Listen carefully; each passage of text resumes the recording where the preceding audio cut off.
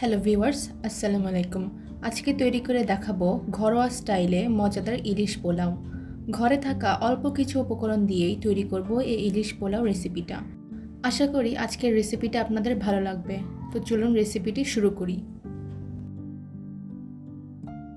প্রথমে আমি ইলিশ মাছটা ম্যারিনেট করে নিব।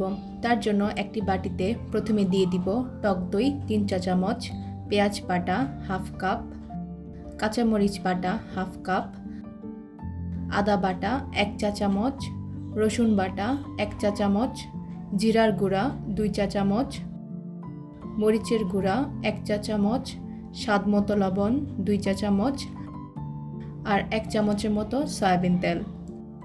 এবার এই মশলাগুলো হাত দিয়ে ভালোভাবে মিশিয়ে নিব।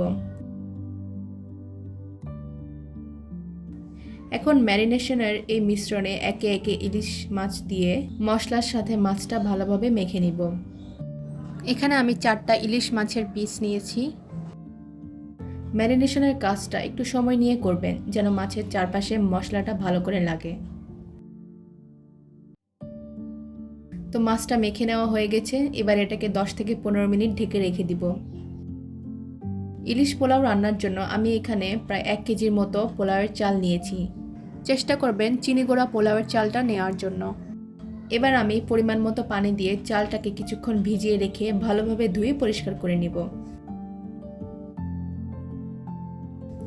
এখন চুলায় একটি প্যান বসিয়ে তাতে পরিমাণ মতো তেল দিয়ে দিব। আমি এখানে প্রায় হাফ কাপের মতো তেল দিয়েছি। এবার 1 কাপের মতো পেঁয়াজ দিয়ে এটাকে বেরেস্তার মতো করে ভেজে নেব। বেরেস্তা করার সময় খেয়াল রাখবেন পেঁয়াজটা যেন বেশি পুড়ে না যায়। আমার পেঁয়াজ বেরেস্তা হয়ে গেছে, এবার নামিয়ে ফেলব।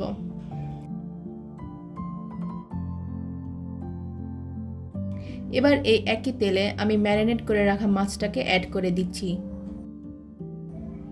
চামচের সাহায্যে মাছগুলো হালকাভাবে সরিয়ে দিচ্ছি। এবারে ম্যারিনেশনের বাটিটা পানি দিয়ে ধুয়ে দিয়ে দিচ্ছি। এখানে আমি প্রায় 1 কাপের মতো পানি দিয়েছি। এই পানিতে মাছটা সেদ্ধ হয়ে আসবে। মাছটাকে আবারও সামান্য একটু নেড়েচেড়ে দিচ্ছি। ইলিশ মাছ যেহেতু একটু নরম হয় তাই বেশি জোরে নাড়াচাড়া করবেন না, নাহলে মাছগুলো ভেঙে যাবে। এবার ঢাকনা দিয়ে ঢেকে 5 থেকে 6 মিনিট মাছটাকে রান্না করব। 5 থেকে 6 মিনিট পর মাছগুলোকে উল্টে দিব। এখন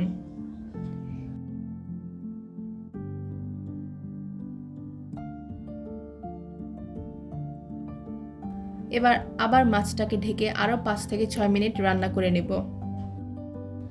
5 থেকে 6 মিনিট পর ইলিশ মাছটা রান্না হয়ে গেছে। ইলিশ মাছ রান্না করতে কিন্তু বেশি সময় লাগে না। আমার টোটাল 10 থেকে 15 মিনিট লেগেছে মাছটা রান্না করতে। এখন একটা চামচের সাহায্যে মাছগুলোকে সাবধানে একটা বাটিতে তুলে নেব। এখন মাছের এই গ্রেভিতেই আগে থেকে ধুয়ে রাখা পোলাওয়ের চালগুলো দিয়ে দিব। পোলাওয়ের চালগুলো গ্রেভির সাথে নাড়াচাড়া করে মিশিয়ে নিব। এ পর্যায়ে চুলার আঁচটা মিডিয়াম টু হাইয়ে রাখবো। এবার দিয়ে দিব 4 থেকে 5টা কাঁচামরিচ। এরপর আবারও নেড়ে চেড়ে দিব। আমি প্রায় 1 থেকে 2 মিনিট পোলাওয়ের চালটা ভেজে নিব। এরপর সামান্য পেঁয়াজ বেরেস্তা দিয়ে নেড়ে চেড়ে দিব। পেঁয়াজ বেরেস্তা দেওয়ার পর চালটাকে আরও কিছুক্ষণ ভেজে নেব। এখন এতে আমি পরিমাণ মতো গরম পানি অ্যাড করব।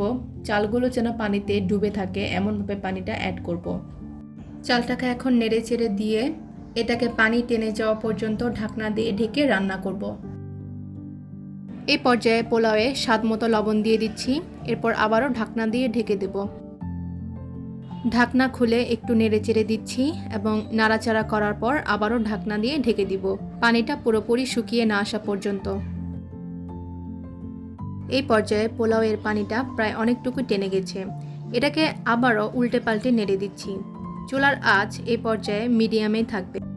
আবারও 2 থেকে 3 মিনিটের জন্য ঢাকনা দিয়ে ঢেকে দিব। এখন পানি পুরোপুরি টেনে গেছে। এই পর্যায়ে চুলার আঁচটা একদম লোতে করে দিব। ইলিশ পোলাওয়ের জন্য পোলাওটা আগে থেকেই ভালো করে রান্না করতে হবে। ইলিশ মাছ নরম হওয়ায় মাছ দেওয়ার পর পোলাওটা বেশি নাড়াচাড়া করা যায় না। পোলাওয়ের উপর আগে থেকে ভেজে রাখা পেঁয়াজ বেরেস্তা সামান্য দিয়ে দিব। এরপর আগে থেকে তৈরি করে রাখা ইলিশ মাছটা পোলাওয়ে এক এক করে দিয়ে দিব। গ্রেভিটা সহ পোলাওয়ের উপর দিয়ে দিব।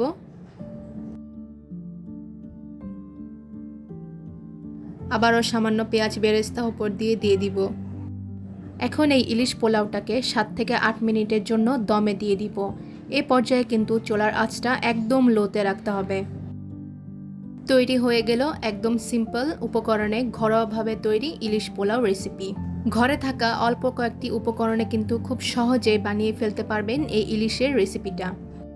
ঝরঝরে পোলাওয়ের সাথে ইলিশের এই রেসিপিটি খেতে কিন্তু দারুণ লাগে। রেসিপিটি যদি ভালো লেগে থাকে তাহলে বাসায় একদিন অবশ্যই ট্রাই করে দেখবেন। ভিডিওটি ভালো লাগলে চ্যানেলটা সাবস্ক্রাইব করে পাশে থাকবেন এরকম আরও নতুন নতুন রেসিপির জন্য।